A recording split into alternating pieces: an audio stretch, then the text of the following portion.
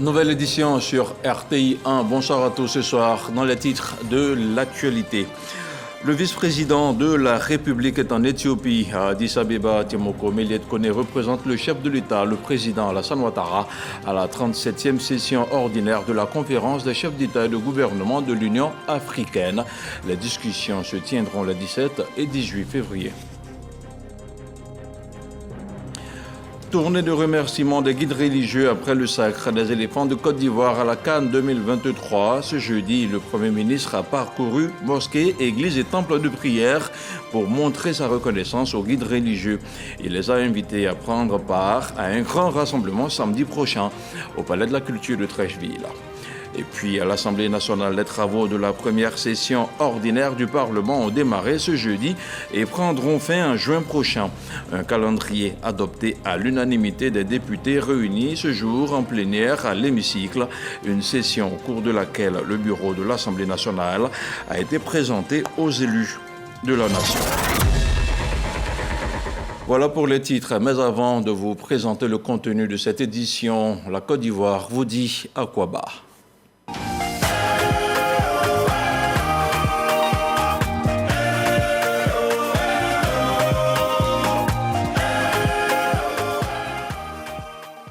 Le vice-président de la République est depuis ce jeudi en Éthiopie, conduisant une délégation à Addis Abeba. Timoko Meliet Kone représente le président Alassane Ouattara à la 37e session ordinaire de la conférence des chefs d'État et de gouvernement de l'Union africaine.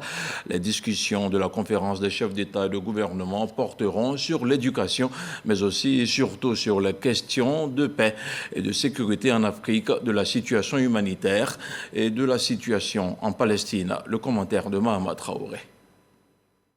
Bole International Airport d'Addis Ababa, capitale d'Éthiopie. C'est un accueil particulier qui est réservé au numéro 2 de l'exécutif ivoirien.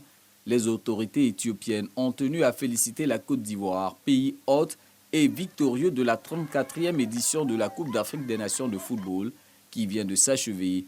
Pour le symboliser, Timoko Meliet Kone est invité à couper un gâteau aux couleurs de la Côte d'Ivoire, de l'Éthiopie et de la CAN. Le vice-président de la République s'est dit touché par ce geste d'amitié du gouvernement éthiopien. Pour ce qui est du motif de sa présence en Éthiopie, Timoko Meliet Kone vient représenter le président Alassane Ouattara à la 37e session ordinaire de la conférence des chefs d'État et de gouvernement de l'Union africaine. Session placée sous le thème « Éduquer une Afrique au XXIe siècle ». Construire des systèmes éducatifs résilients pour un accès accru à un apprentissage inclusif, qualitatif, tout au long de la vie et pertinent pour l'Afrique. À l'ordre du jour de ces assises, l'examen de plusieurs rapports sur divers projets et problématiques tels que la réforme institutionnelle de l'Union africaine et la mise en œuvre de l'agenda 2063, dont le suivi a été confié au président Alassane Ouattara par ses pairs. Les discussions de la conférence des chefs d'État et de gouvernement porteront également sur les questions de paix et de sécurité en Afrique, de la situation humanitaire et de la situation en Palestine. Bien avant le début de la 34e édition de la Coupe d'Afrique des Nations, le Premier ministre avait fait le tour des mosquées et des églises pour demander des prières pour la réussite de l'événement. Une compétition qui s'est achevée le 11 février dernier avec le sacre des éléphants de Côte d'Ivoire. Robert Begré-Mambé, qui a rencontré ce jeudi les guides religieux, est allé leur dire ses remerciements. Le point de la tournée avec Franck Kodio. Finir là où tout a commencé. Le Premier ministre Robert Begré-Mambé, avant la CAN, a sollicité les guides religieux pour leurs prières et supplications dans l'optique de la réussite de l'événement. Après la matérialisation de celle-ci, le chef du gouvernement parcourt le même itinéraire. Pour l'action de reconnaissance, première escale, le temple de l'église du christianisme céleste à Vridi-Port-Boué. Ils sont passés par où ils sont passés pour nous voir Dieu, pour que nous disions merci à Dieu. À leur place. Ça, c'est une grâce particulière. Dire merci à Dieu au travers de ses serviteurs, les églises aristes, catholiques, la communauté musulmane, les méthodistes unis et les œuvres missions, tous ont apprécié cette initiative du chef du gouvernement. Le Premier ministre nous a honorés en venant ici pour dire merci. Merci à Dieu. Et nous sommes vraiment émus et nous sommes enthousiasmés de voir aussi la victoire que Dieu a accordée à la Côte d'Ivoire à travers toutes ses actions. Le 7 décembre, il est passé ici pour venir demander des prières. Nous avons fait appel à tous les musulmans, à tous les érudits, et ils se sont tous engagés. Nous avons prié. Mais au-delà de la victoire finale, le Premier ministre a noté la constitution d'un état d'esprit à consolider, celui d'un seul peuple mené par cette victoire qui interroge, mais qui revêt aussi un aspect multiforme. La 34e édition qui a eu lieu en Côte d'Ivoire nous laisse beaucoup d'enseignements. Nous avons pu redécouvrir notre pays, la Côte d'Ivoire. Comment Dieu a relevé la tête de ce pays en lui accordant la coupe, faisons une lecture de cela. Qu'est-ce que Dieu attend faire avec nous? Où nous conduit-il? Que veut-il que nous fassions?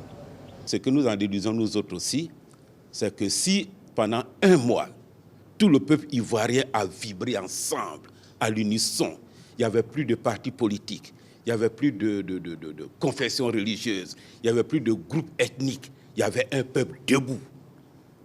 Ça veut dire que nous pouvons vivre ensemble dans ce pays.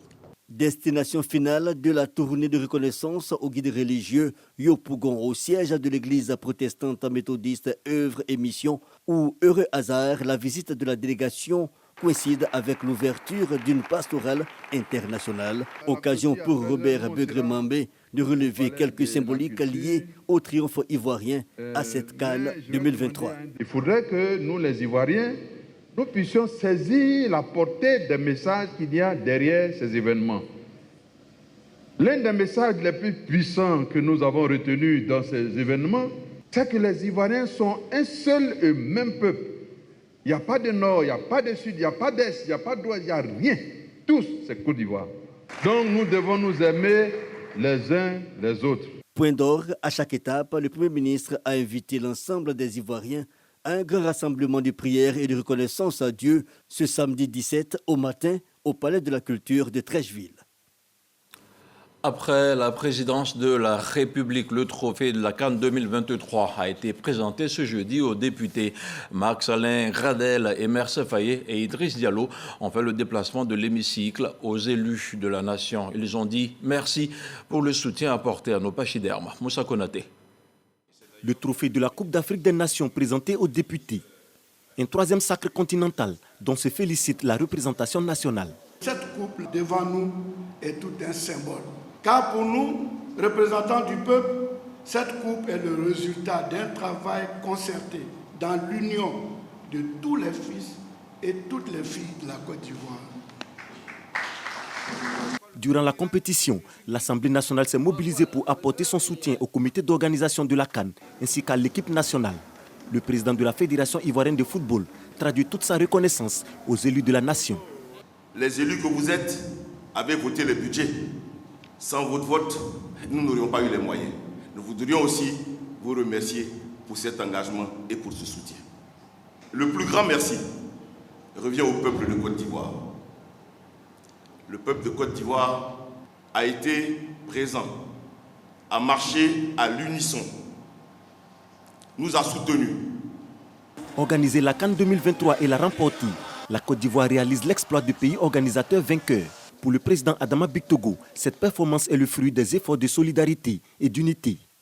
Dans cette joie, dans cette dynamique de Côte d'Ivoire, forte de sa diversité, cette cohésion, nous devons la porter et nous devons ranger dans nos tiroirs tout ce qui a pu nous heurter. Aujourd'hui, nous sommes champions d'Afrique. Pour rappel, l'Assemblée nationale avait initié, avant le début de la compétition, une marche symbolique de soutien aux Kokan et aux éléphants de Côte d'Ivoire. Plus de 5000 étudiants de l'université Félix Houphouët-Boigny de Cocody ont poussé les éléphants à la victoire finale le 11 février dernier. Au coup de sifflet final, c'était l'hystérie au village Khan du centre régional des œuvres universitaires de Cocody, un moment suivi de près par David Soyo. Entre révision et passion, Ella et Rebecca, toutes deux étudiantes à l'université Félix Houphouët-Boigny de Cocody, sont plongées dans une atmosphère particulière à quelques heures de la finale Nigeria-Côte d'Ivoire. On essaie de bosser, mais vraiment, ça ne rentre pas parce que notre esprit est concentré sur le match qui se tiendra tout à l'heure. On fait un effort comme on a des TD à partir de mercredi. On fait des fois, mais franchement, ça ne va pas. Trop stressé et tout, donc ça fait que c'est vraiment compliqué pour l'instant de vraiment se concentrer. Surtout que le match va commencer tout à l'heure. Je n'ai vraiment plus la tête ici. Je pense plus au match. Inconditionnelle fanatique des éléphants, difficile pour elle de préparer les travaux pratiques du mercredi prochain.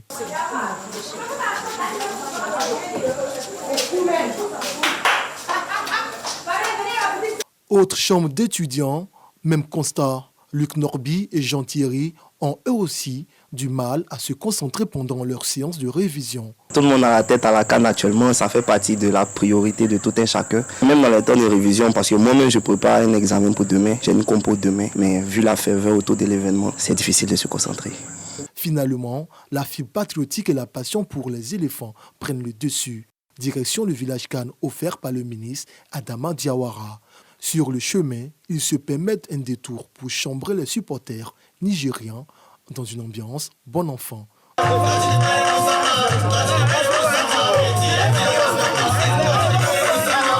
Bien installés, Ella, Rebecca, Luc Norby et Jean Thierry se prêtent au jeu des pronostics. Je suis certain que la Côte d'Ivoire va gagner. Je suis humble, donc je donne 1-0. Coup d'envoi du match, nos jeunes supporters, regards figés sur l'écran géant, vivent chaque action comme s'ils étaient au stade.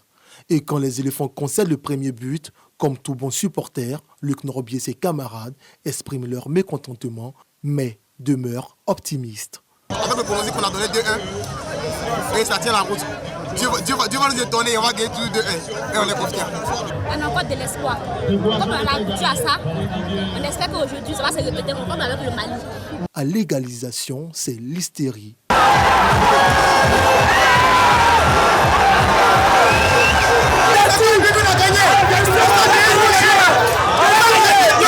Coup de sifflet final, le village Cannes offert par le ministre Adama Diawara explose de joie. Demain on fait rien, donc aujourd'hui on doit jubiler pour la victoire. On doit frapper pour la victoire. Et demain on va prendre la place. Sinon maintenant on a gagné, on jubile, on fête la victoire. Depuis le début de la CAN, les étudiants de l'université Félix Houphouët-Boigny de Cocody ont apporté un soutien indéfectible aux éléphants de Côte d'Ivoire. À chaque match, ce sont plus de 10 000 étudiants rassemblés dans les 3 villages CAN du Temple du Savoir.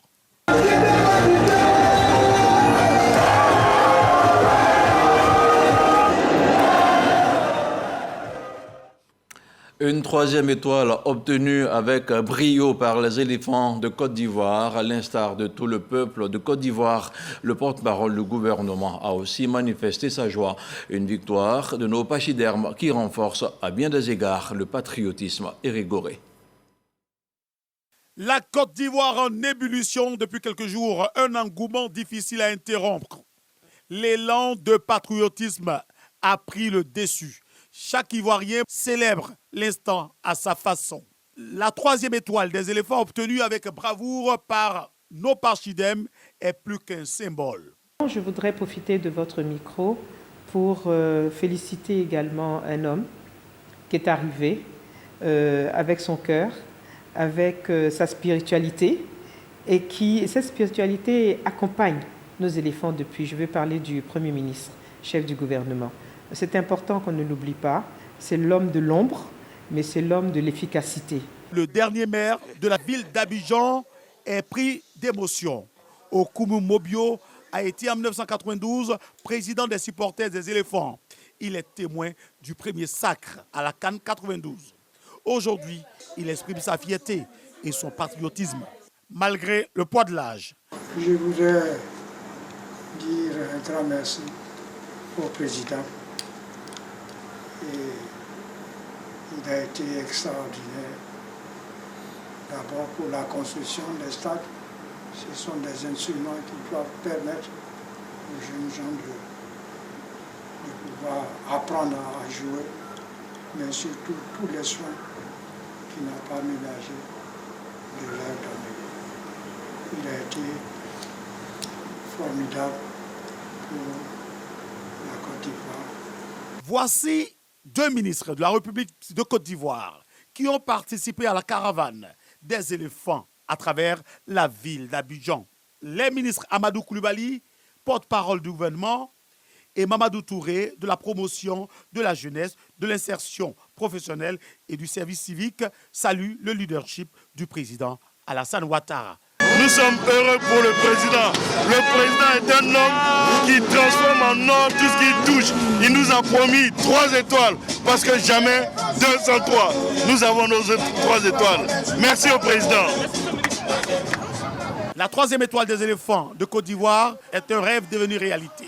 Félicitations à toute l'équipe nationale, aux joueurs, au coach Emes Faye et au président de la FIF, Idriss Diallo. De vrais patriotes. Il faisait partie des artistes invités pour la clôture de la CAN 2023 au stade Alassane Ouattara d'Ebempe le 11 février dernier. Les enfants de l'orchestre philharmonique d'Odiné ont reçu la visite du ministre Adama Camara et de l'artiste Gadji Seli. L'ex-capitaine des éléphants de Côte d'Ivoire leur a prodigué des conseils. Serge Pacom Didier Nguessan. L'orchestre philharmonique d'Odiéné, composé d'enfants et d'adolescents, fait partie des grandes attractions musicales de la cérémonie de clôture de la 34e édition de la Coupe d'Afrique des Nations. L'histoire de la Coupe d'Afrique des Nations retracée en musique depuis AIOC Côte d'Ivoire 84 de Chantal Taïba à l'hymne officiel de la CAN 2023, interprété par Assalfo, Yemi Alade et Ramadan, en passant par Sénégal 92 et Maroc 88 de l'ex-capitaine des éléphants, Gadji Seli.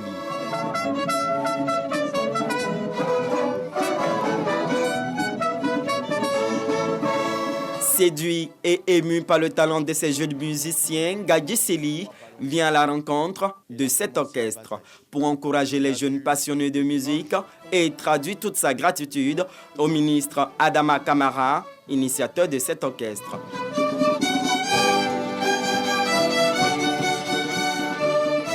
J'ai vu des gamins, des jeunes gens en orchestre philharmonique, mais avec des éléments instruments traditionnels, balafon et tout ça.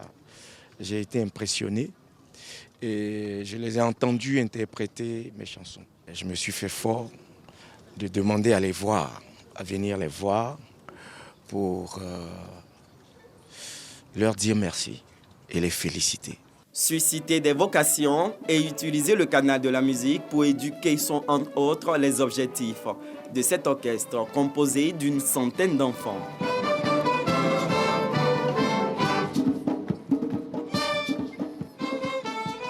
Je connais Chantal Taïba parce que ma grand-mère m'a montré une de ses photos. Elle aimait bien ses chansons. Elle chantait toujours les chansons de Gadji Seli. Elle les aimait très bien. Et puis, on a appris la chanson. Ça fait 1 an maintenant qu'on a appris nos instruments. C'est une joie. Ça me fait beaucoup plaisir parce que depuis que j'ai commencé l'orchestre, ça m'a apporté beaucoup de choses. Par exemple, à l'école, mes notes ont augmenté. Avant, pour parler devant les gens, il y avait des problèmes. Mais grâce à tous nos formateurs et tout cela, j'ai pu m'exprimer. Gadji Seli annonce déjà une collaboration avec l'orchestre philharmonique d'Odiéné. Entre autres, une reprise d'une de ses chansons.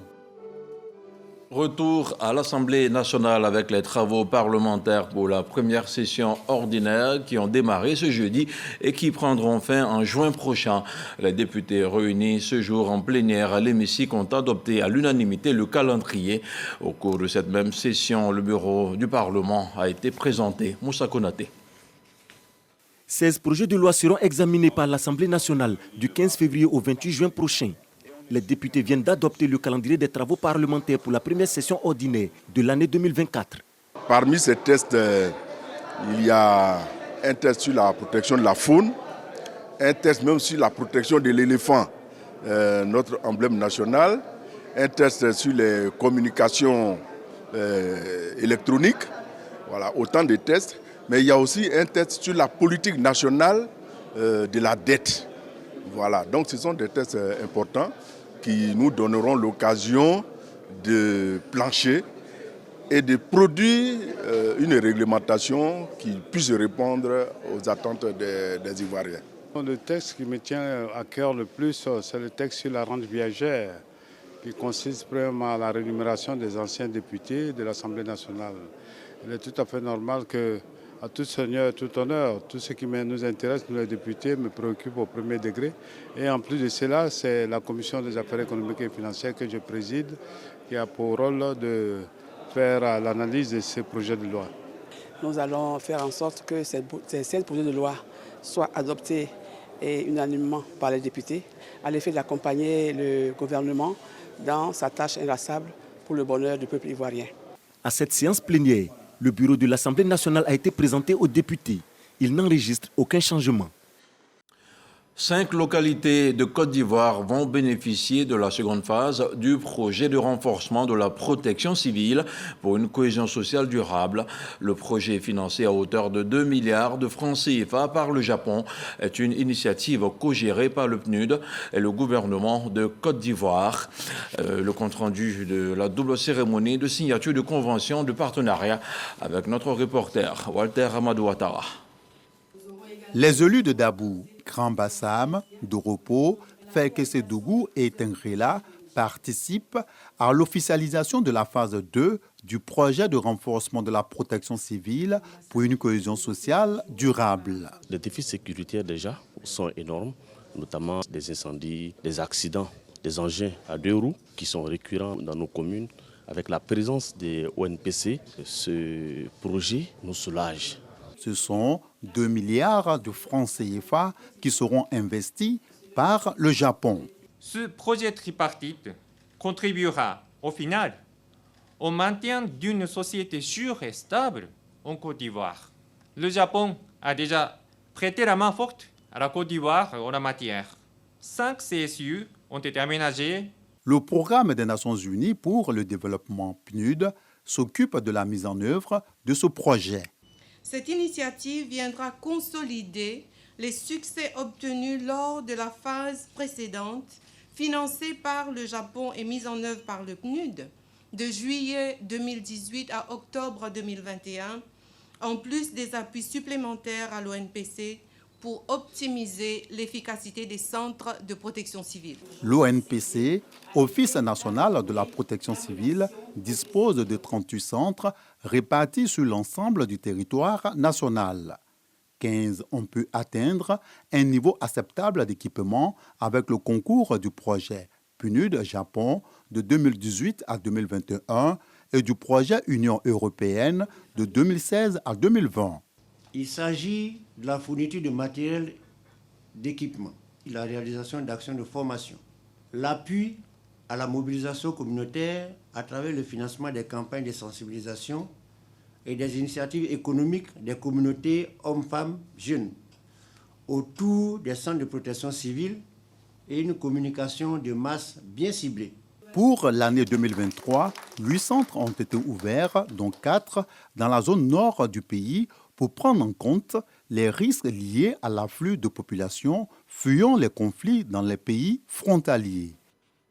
Nous prenons la direction du nord du pays avec le président du conseil régional du Poro qui a procédé au lancement de 78 chantiers de développement dans la région au titre de l'année 2024. Il s'agit de projets évalués à plus de 2 milliards de francs CFA, des projets qui ciblent essentiellement les secteurs de l'éducation, de la santé et de l'eau potable, sans oublier celui du social. À Mississauga. Cinématiali, coup de pelle solennel du président du conseil régional du Poro, Fidel Sarasoro, pour lancer officiellement les travaux de 78 projets socio-économiques de base répondant aux besoins prioritaires des populations. À ses côtés, le ministre de la Communication Amadou Coulibaly, élu et chef traditionnel du Poro. Ces projets évalués à plus de 2 milliards de francs CFA ciblent essentiellement les secteurs de l'éducation, de la santé et de l'eau potable.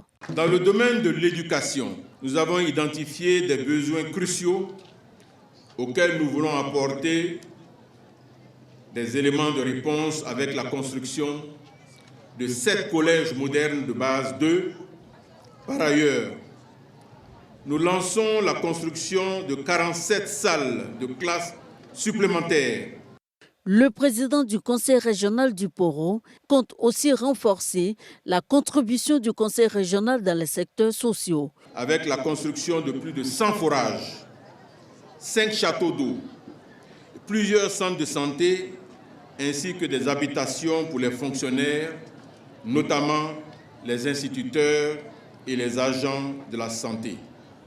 Ouvrir la région du Poro au monde extérieur à travers des jumelages avec des régions européennes et canadiennes fait aussi partie des projets du Conseil, sans oublier de tirer profit du tourisme et promouvoir la chaîne de valeur dans les secteurs de la mangue, du karité et du miel, des actions qui réjouissent la population. Il y aura de l'eau potable partout, et les écoles, les collèges, tout ça là dans le département. On le remercie beaucoup et de remercier le président de la République pour tout ça là. On a parlé d'une ouverture d'usine de mangue. Or ici, c'est l'activité principale de Cinématiali. Voulant créer cette usine, ça fait de l'engouement pour les femmes. Les femmes seront très heureuses, vraiment très heureuses. Nous les maires aussi, en tout cas, c'est comme s'ils sont en train d'alléger un peu nos tâches aussi. Voilà, un collège qui se construit à Oleoka, dans la commune de Karakoro. Donc ça veut dire qu'ils sont en train de faire un peu le travail aussi du maire. Voilà, donc ça nous aide aussi. Les entreprises en charge des travaux ont 24 mois pour exécuter ce projet dans les 4 départements du Poro, Korogo, Cinématiali, Dikodougou et Mbengue. Un mot de religion avant de poursuivre. Les chrétiens catholiques ont débuté le carême. 40 jours de prières intenses, de privation et de solidarité. Des fidèles chrétiens que la Sodexam a décidé d'accompagner à travers le centre de formation Sainte-Thérèse de l'Enfant Jésus de Port-Boué et la paroisse Notre-Dame de l'Ascension de la même commune. Les deux communautés ont reçu une enveloppe de 5 millions de francs CFA. Grâce Kando. Temps de carême rime avec partage et solidarité. En ces débuts de carême, la Sodexam se tient aux côtés du centre de formation Sainte-Thérèse de l'Enfant Jésus de Port-Boué et de la paroisse d'Ascension de l'aéroport. La structure vient de faire un don en numéraire estimé à 5 millions de francs CFA à ces deux entités. C'est la joie pour nous, missionnaires claritaines, mais c'est la plus grande joie pour les filles, parce que ce que nous avons, c'est ce que nous donnons. Et donc, nous disons grand merci et nous disons aussi merci à tous nos responsables. Nous sommes heureux, nous disons merci et nous implorons la grâce de Dieu dans sa vie afin que Dieu puisse continuer de le bénir et bénir aussi toute sa délégation.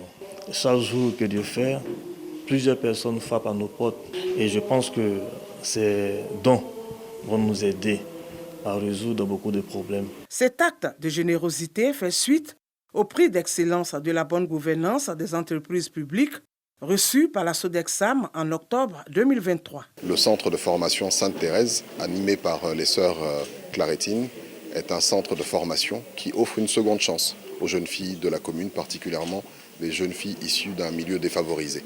Nous avons souhaité donc accompagner ce centre de formation en mettant à sa disposition des moyens pour pouvoir acquérir des équipements complémentaires et renforcer donc leurs capacités en termes d'apprentissage pour ces jeunes filles.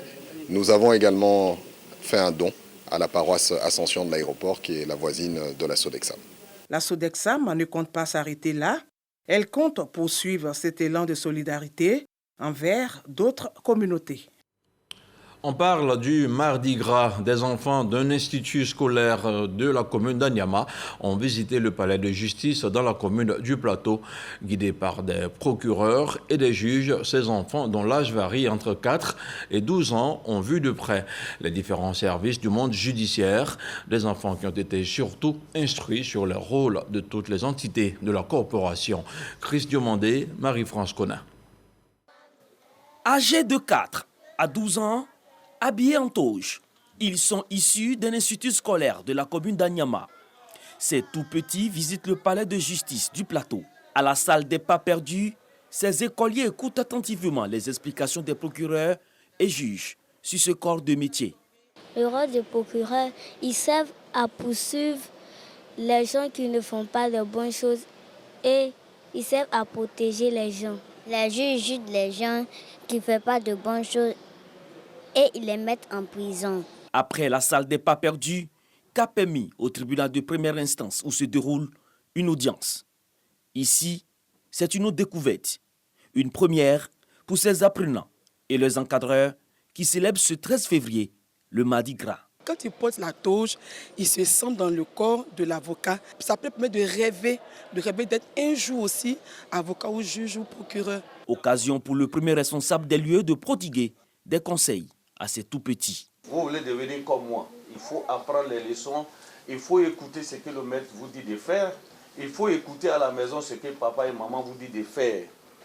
Et il faut être respectueux, il faut être respectueuse. Le Mardi Gras est une fête célébrée la veille du mercredi des cendres par la communauté catholique. En Côte d'Ivoire, les établissements scolaires marquent cette célébration en inculquant des valeurs socio-culturelles aux enfants. Un commentaire signé Godefroy Okambawa. À Abié, dans la sous-préfecture de Yakasémé, dans le sud du pays, plusieurs enfants qui participaient au Mardi Gras ont été initiés à une activité citoyenne. Un Mardi Gras aux couleurs de la reconquête du couvert forestier. Ils ont planté une centaine de bois sur la parcelle de leur établissement. Franck Wadio. Le ministre des Eaux et Forêts et ses collaborateurs, Laurent Tchagba en miniature en pleine science planting, et à un tour de talon, le jeune Kylian, 5 ans, bien déterminé à faire germer cet arbre du futur. Je suis venu planter un arbre, parce que planter un arbre, c'est planter une vie. Bon, j'appelle mes camarades pour planter tout ensemble. Kylian, avec 37 autres petits camarades de la maternelle, sont en mission lors de ce Mardi Gras. Sur ce quart d'hectare de terre dans leur école à Abié, sous-préfecture de Yakasémé. Nous sommes venus ici aujourd'hui pour donner l'amour de la nature à ces enfants, leur inculquer, n'est-ce pas, l'esprit civique, c'est-à-dire que les amener, n'est-ce pas, à faire du reboisement. Et en faisant du reboisement, nous allons contribuer, n'est-ce pas, à reverdir le couvert forestier. Des propos du chef de cabinet représentant l'autorité de tutelle, avant le planting, des activités de sensibilisation. Éviter les feux de brousse et la déforestation. Pratiquez plutôt le reboisement. Je vous remercie. Et des jeux proposés par les enfants, parents et encadreurs sur l'esplanade de leur école. À la réalité, une seule classe de maternelle qui regroupe plusieurs sections et qui aura bien besoin d'une excroissance. L'inspectrice Emma Pierre-Georges engage l'ensemble des acteurs locaux. Propos partagés par le sous-préfet de Yakasémé, Sylvie Ba. Les enfants sont le reflet de l'attitude des plus grands. Éduquons-les donc avec exemplarité. Les petits forestiers, eux, déjà dans leur élément, n'ont pas boudé leur plaisir.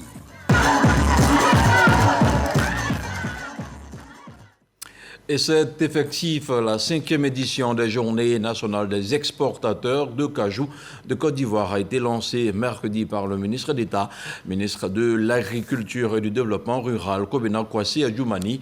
L'événement va se tenir du 14 au 16 février. Plus de 3000 acteurs nationaux et internationaux de la chaîne des valeurs de la filière anacarde participent à cette rencontre. Juliette Ouéa. Il faut augmenter la capacité de transformation de l'anacarde en Côte d'Ivoire. C'est ce qui ressort des 5e Journées nationales des exportateurs de cajou. La filière anacarde en Côte d'Ivoire se montre particulièrement résiliente grâce à la détermination des acteurs et aux dispositions prises par le chef de l'État et son gouvernement. L'anacarde, apparue dans l'écosystème agricole ivoirien dans les années 1960 pour des besoins écologiques, est devenue un atout important. 3e produit d'exportation après le cacao et les produits pétroliers, la noix de cajou crée des emplois et contribue à l'amélioration des conditions de vie de nombreuses communautés. L'accélération de la transformation locale est un défi pour le gouvernement. En 2011, nous étions à 30 000 tonnes de noix de cajou transformées. Aujourd'hui, nous avons des capacités de transformation de l'ordre de plus de 300 000 tonnes. Et d'aucuns même parlent de 350 000 tonnes. Il y a également des plateformes qui ont été construites en vue de la transformation de la noix de cajou au niveau de certaines localités, à Korogo, à Bondoukou, à Séguéla, à Yamsokro. Des panels et rencontres B2B meublent la 5e édition des Journées nationales des exportateurs de cajou du 14 au 16 février prochain. Dans l'actualité hors de chez nous, le sommet de l'Union africaine s'est ouvert hier, mercredi 14 février, à Addis Abeba. Une trentaine de présidents et de chefs de gouvernement sont attendus en fin de semaine dans la capitale éthiopienne pour la 37e conférence des chefs d'État de l'organisation. Mercredi matin, c'est le conseil exécutif de l'UA, composé des ministres des Affaires étrangères, qui a ouvert le sommet, notamment avec le discours de Moussa Faki Mahamat, le président de la Commission de l'Union africaine, a dressé un tableau inquiétant de la situation en Afrique, atteinte par plusieurs conflits et coups d'État. C'est la fin de cette session d'information. Je vous souhaite une agréable soirée en compagnie de nos programmes qui ne s'arrêtent pas. Bonsoir.